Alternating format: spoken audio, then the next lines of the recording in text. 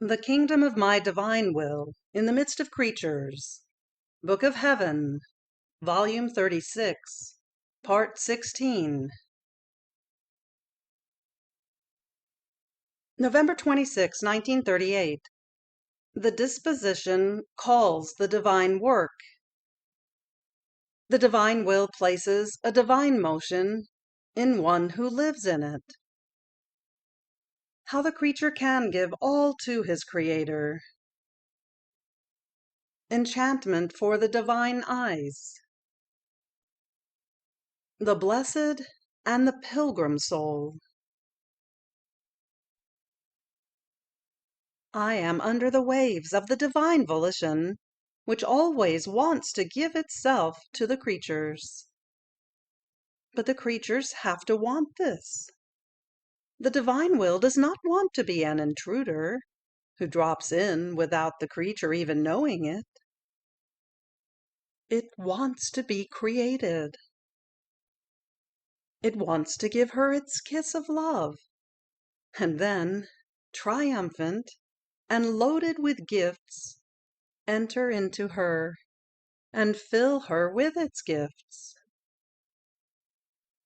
But as I was thinking of this, my Jesus, feeling the need to confide his secrets to his little one, told me, "My blessed daughter, my will wants to give, but it wants to find the soul disposed.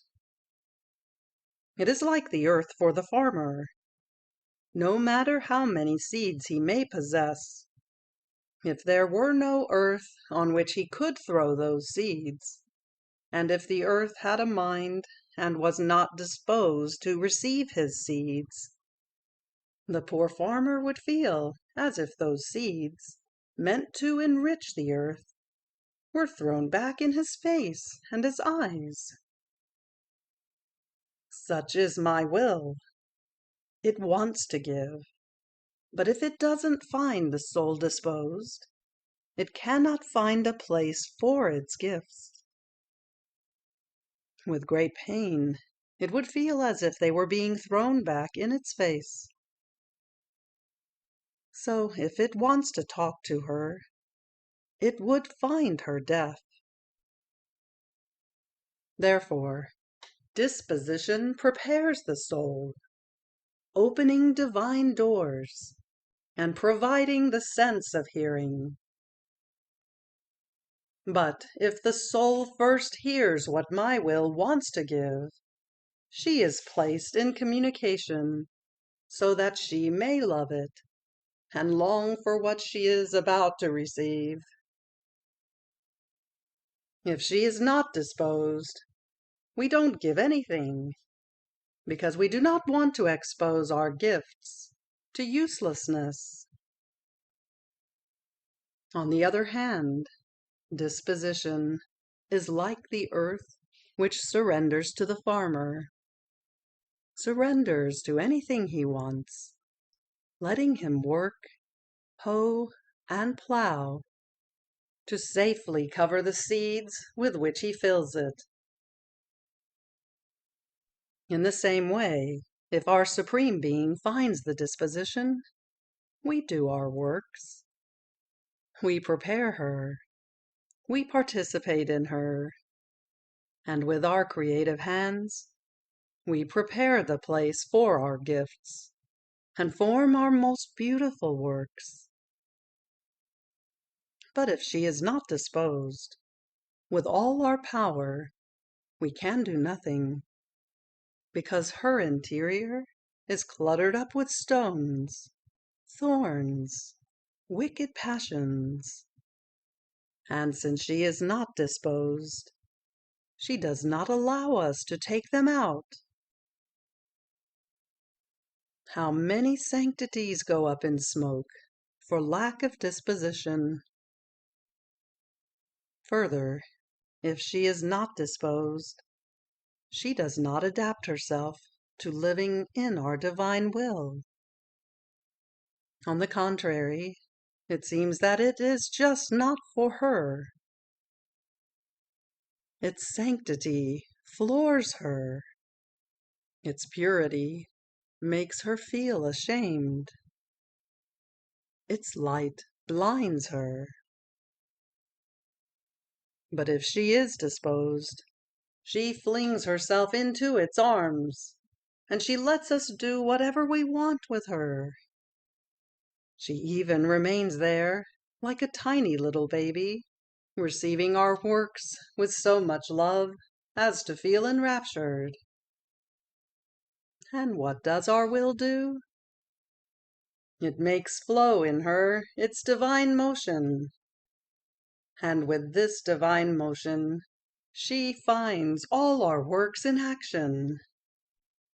She kisses them, hugs them, and invests them with her little love. She finds my conception and my birth in action, and with her love she wants to be conceived and reborn with me. And not only do I let her do this, but finding one who is reborn together with me, I feel such a joy as to be repaid for having come upon earth. But she doesn't stop here. The divine motion she possesses makes her run everywhere to find all that my humanity, like a fierce army, did. My tears, my words, my prayers, my steps, my pains. She takes, she kisses, she adores everything. There is nothing I did that she does not invest with her love. What does she do then? She makes everything her own, and in a manner all childish and graceful, she locks all things up inside her womb. Then she rises high.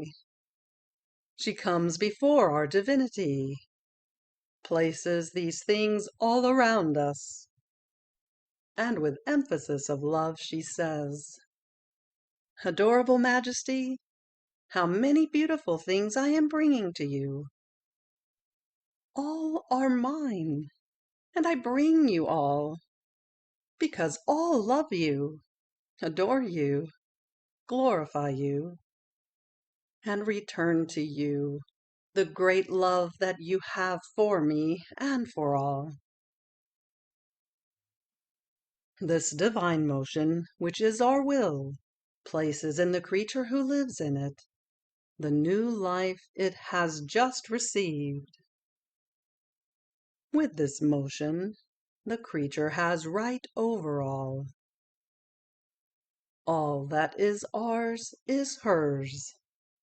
Therefore she can give all. Oh, how many surprises she gives us!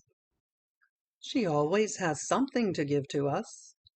And with this divine motion, she has the ability to run everywhere. Now she brings us the creation, to love us as we loved her in all created things. Now she brings us all that I did while on earth, to tell us, "I love you as you love me." She never stops. It seems she cannot be without giving us new love surprises, in order to be able to say, "I love you. I love always." And we call her our joy and our perennial happiness, because there is no greater joy for us than the continuous love of the creature. You must know that one act done in our will is greater than a rising sun, which invests the entire earth, the sea, and the fonts. Everything is invested by its light. Not even the most tiny little blade of grass is left out. Just so, each act done in my will runs and searches, investing all. It forms the most shining silver mantle inside and outside the creature. Then, so greatly adorned, it brings the creature before our adorable Majesty, making our own will pray to us with a voice of light, a voice of love, speaking for all, producing a sweet enchantment for the pupils of our divine eyes. It makes us see all the creatures clothed with our divine light, and we ourselves exalt the power of our Fiat, which can hide human miseries by the power of its light, turning them into light. There is nothing we can deny to that act, because it has the power to give us all and compensate for all. In hearing this, I thought to myself, if a creature living in his will, still on her journey on earth, can do so much with one single act, how much more will the blessed do in heaven, since they have perennial life in it? And my sweet Jesus added, "My daughter, there is a great difference between the blessed and the traveling soul. The blessed have nothing to add, since their life, their acts, and their will remain fixed within us. They say, 'We accomplished our day. We cannot do more. At the most we can give new joys and new love.' But the pilgrim soul has not yet completed her day. If she wants to live in our will, she can make prodigies of grace and light for the whole world, and prodigies of love for her Creator. Therefore, all our attention is on the traveling soul, because her work is still in process and is not yet finished. If she is disposed, we can do works never done before, so beautiful as to astonish heaven and earth. Our pain is great when we find the traveling soul not disposed to letting us perform our most beautiful works. How many of our works have been started and not finished, with others shattered at their peak moment? Only in our will, and for those who live in it, can we accomplish our works with their unreachable beauty, since our will provides the adaptable materials to do anything we want. Outside of it, we cannot find sufficient light, nor a rising love, nor divine materials. We are forced to fold our arms, because we just cannot move forward with any of those who do not live in our will.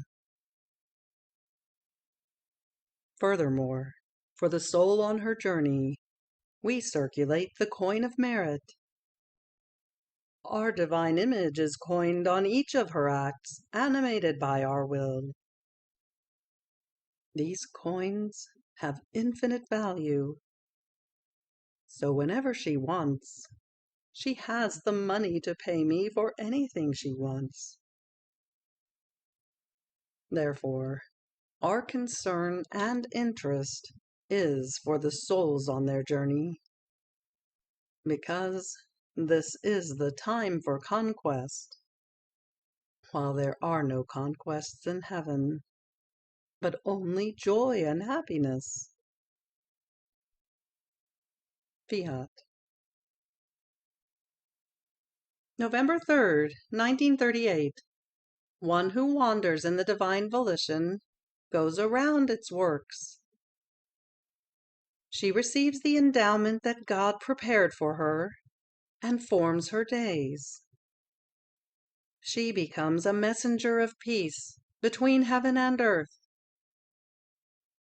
the bearer of divine generations. I was doing my round in the acts of the divine volition, done for love of us. and it seemed to me that each act wanted to be recognized for all that it did, for how much it loved us and still loves us, since its love never ends. So I was thinking to myself, what good do I do by always returning in the acts of the divine will? And my always adorable Jesus, surprising me, all goodness told me, my blessed daughter, you must know that in all we have done in creation, as well as in redemption, we formed the dowry to provide the creature with our own goods and works. The soul who enters our will comes to take possession of her endowment, to recognize it and to love it. As she wanders in our will to get to know this most extensive dowry given to her by her Creator, she forms her day in time. She forms days for as many times as she wanders, walks, loves, and knows. I gave her this great endowment which she can receive and know in time for this reason, to let her form her days, which will crown her eternal day of an eternity which never ends. The more she wanders in our will, the more days she forms, which will make her more rich and glorious in heaven. If the creature did not take the care of recognizing, possessing, and loving this great endowment, she would be a poor, unhappy one, living in miseries, and forced into starvation, though owning many goods. It would happen as to the father who gives to his son his very large properties, but the son doesn't bother to get to know them, or to go there often enough to possess and enjoy the endowment he received from his father. With all these goods which he could possess, this son, not caring about them or recognizing them, goes from rich to poor. One can say that he declined from the nobility of his father, as if he was no longer his legitimate son. What wouldn't the pain be for the poor father, who, though being so rich, has to see his son like a poor ragamuffin, begging others for bread? If he had the power, this son would make his own father die of pain. This is the state of our Supreme Being. All that we have created was supposed to be the endowment for the creature, to make her happy and rich, to let her know who we are, how much we have loved her, and how much we have done for her.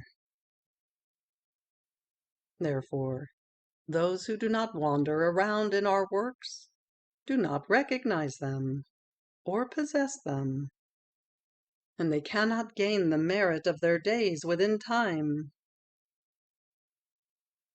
Isn't this a great pain for us? So enter always into our works. The more you come, the more you will recognize them, love them, and possess them by right. Furthermore, each act done in my will is a messenger of peace, which leaves the earth and goes into heaven. It comes to bring peace between heaven and earth. Every single word said in my will carries the bond of peace, and one who comes to live in it receives, as the prime good, the bond of peace between herself and us. She feels as if embalmed by our divine peace. With this bond of peace, she feels within herself the virtue of becoming the peacemaker between heaven and earth. Everything is peace within her. Peaceful are the words, peaceful the glances, peaceful the movements. Oh, how many times with one word she places peace between us and the creature. One single glance from her, sweet and peaceful, wounds us and makes us turn chastisements into graces. So her acts are nothing other than bonds of peace, the peaceful messengers which bring the kiss of peace of the creatures to God, and the kiss of God to the creatures. Further, the more the creature lives in our will, the more she comes deeply into our divine family, acquiring our modes and receiving our secrets. She looks more like us. We love each other more. And she puts us in the condition of giving her always new graces, new love surprises. We keep her in our home as a member of our family. She eats at our table and sleeps on our knees. We just cannot live without her. Our will ties her so much to us, feeling her love and attraction, that we cannot be without her, nor she without us. After this he added, "My daughter, our desire that the creature live in our will is so great that we find ourselves in the condition of a poor mother who feels the need to give birth to her baby, but cannot. She does not know where to place him, or from whom she can find care, or who can take him. Poor mother, how much she suffers! Our Supreme Being is in this state. We feel the need to generate ourselves, but where can we be placed? If our will is not the life of the creature, there is no place for us. We have no one to whom we can give ourselves, no one who can feed us, not even the court that is needed for our adorable Majesty. Since our most holy Trinity is always in the act of generating, these births remain repressed within ourselves.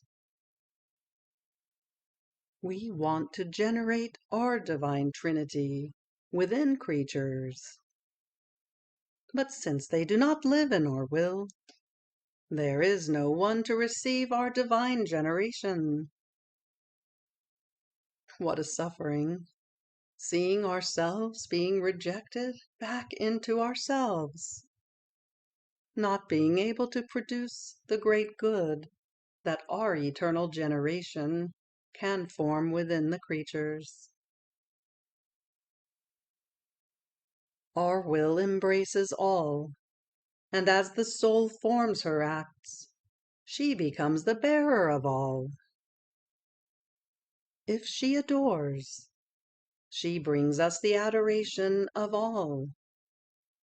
If she suffers, she encloses the reparation of all. One act in our will must surpass, enclose, and embrace everyone and everything, to the extent of becoming the bearer of our Supreme Being, since we never get out of our will. So one who lives in it can enclose us within each one of her acts, to bring us wherever she wants, to the creatures to make ourselves known to the whole creation, to tell us how beautiful our works are, to ourselves, to tell us, see how much I love you. I even get to bring you yourselves.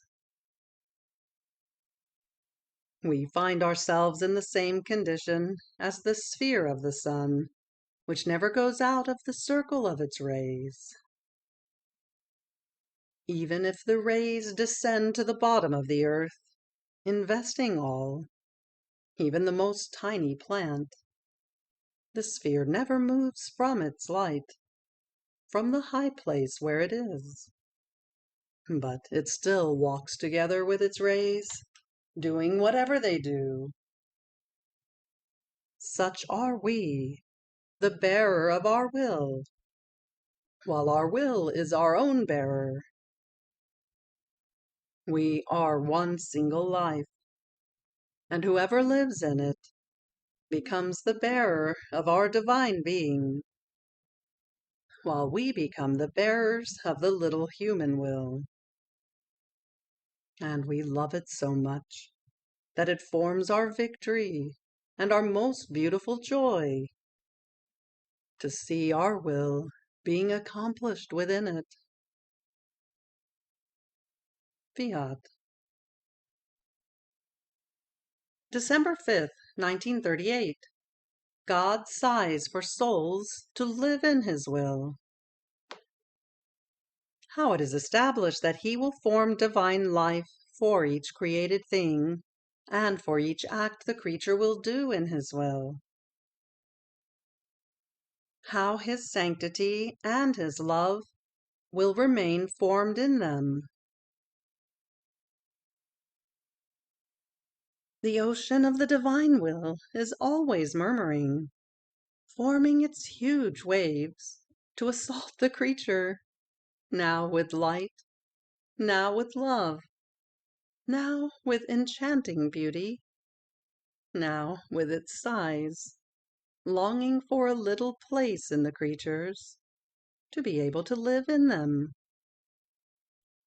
Its love is unspeakable. It would reach the excesses. It would use all its stratagems of love to have the freedom to live and make us live in its fiat. I remained surprised in seeing this, and my lovable Jesus told me, "Daughter of my will, you do not know the extent our love reaches, and what we will do to make the creature live in our will. This is the most beautiful point of creation, and if we did not do so, we could say that our work is not accomplished, or that we have not done what we know how to do and can do. We could say that we have not done anything of what is still left to do. You must know that it has been established from eternity that we will form in ourselves a life for each created thing, and for each act the creature will do in our will. Since our being is superior to all, it is right that it surpasses in its lives the number of all created things, and all the acts of the human family. But if the creature does not live in our will, we cannot do this. The divine material would be missing in order to form our life in her acts. The place in which to put it would be missing. Forming our lives without someone to receive them? What for? See, then, how this is really the most beautiful, the most powerful and wisest act. It is about exposing the lives which we have already generated in our womb. But we cannot deliver them, because our will does not reign. Do you think it is trivial that something is still missing in the work of creation? It is the most interesting act, the culminating point. in which the creation and all the acts will be wrapped, with a beauty so rare, with a blooming so great, that the beauty that creatures have known of us, and the glory that they gave us in the past, will all remain like little drops. My daughter, oh, how much we long for it! How much our delirious love is yearning and sighing for the creature to live in our will! And since we know that she will be lacking many things for us, in order to use her acts to form our life, we are available to work continuously, to compensate for anything. In each of her acts, we will give her our love, sanctity, goodness, and beauty, so that nothing can miss of what is needed to form our life. We will generate and reproduce ourselves. And oh, how much love, sanctity, and goodness we will receive in return! How could we not sigh for the creatures to live in our will?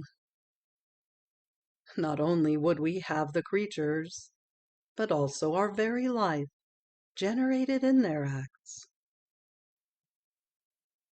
While enjoying one life, another one will be coming, and another, according to all the acts they will do. As soon as we see that the creature is about to do one act, we will position ourselves, becoming actors and spectators of our very life. What joy, what happiness, my daughter, to be able to form ourselves, to have someone who knows us and loves us, to possess our royal palace within the creature. Further, there is the great good that the creature will receive. Her little sanctity will remain in ours. Her little love will remain in our love. Her goodness and beauty within ours. In this way, if she does a holy act, she will have our sanctity in her power. If she loves, she will love with our love, and so forth. All her acts will rise from within our acts. So she will love us always, and we will feel always loved. She will grow more and more in sanctity, goodness, and beauty, and with this she will acquire ever new knowledge of the love of her Creator. She will feel it palpitating in her acts. My will shall reveal to her ever new things about our divine being, to make her appreciate more our life which she possesses. The knowledge will make new love arise by communicating more truths about our beauty. It will not stop telling her new things, as though feeding her with what we are. The happy creature will feel as though caught in the net of our love, invested by our light and by the enchantment of our beauty. And we will be so enraptured by her love that we will take refuge within her, to love and to release our love. We will embellish her so much that we will let ourselves be conquered by such a rare beauty. All other things are like little drops compared to the living of the creature in our will. Therefore be attentive. If you live in my will, you will give me the greatest joy and will make me happy. After this, I kept on thinking about the great good of living in the divine will. And my sweet Jesus added, "My daughter, this good is so great that I vividly feel our life palpitating in the creature, so much so that we no longer need any words in order to make ourselves understood. Our breath in hers is word, which invests the whole human being, turning it into our word. It speaks in the mind, in the works, in the steps.